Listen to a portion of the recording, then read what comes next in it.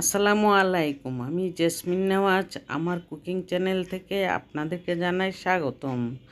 আজকে আমি এখানে ইফতারের 10 মিনিট আগে খুব তাড়াহুড়া করে এই জিলাপিটা বানিয়েছি।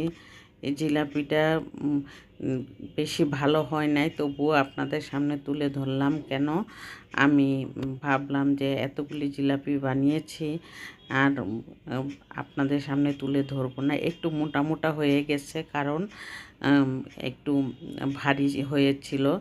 আর মচমচে ঠিকই আছে, সব ঠিকই আছে। মিষ্টি শিরাটাও আমি এখানে খুব সুন্দর করে করে নিয়েছিলাম।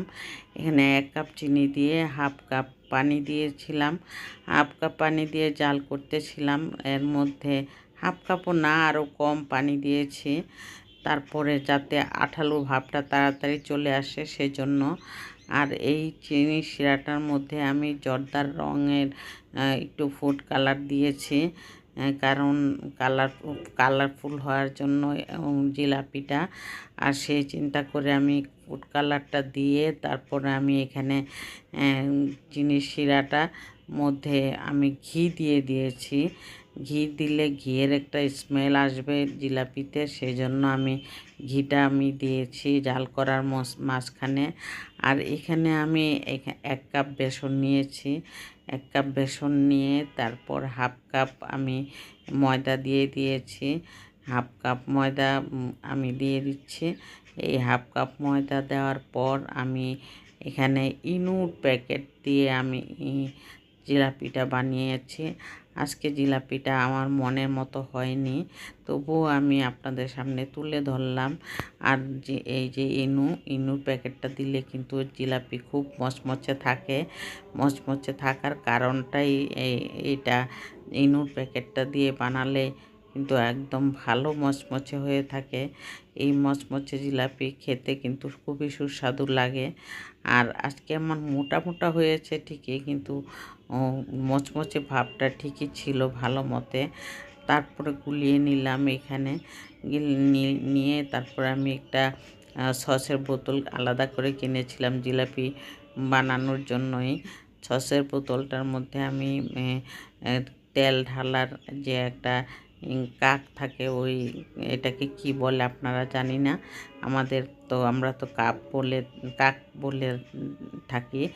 আর এটা আমি ভরে নিয়ে তারপর আমি জিলাপিটা বানানো শুরু করে দিব। এখন জিলাপিটা বানানো প্রথম জিলাপিটা খুবই পাতলা ছিল।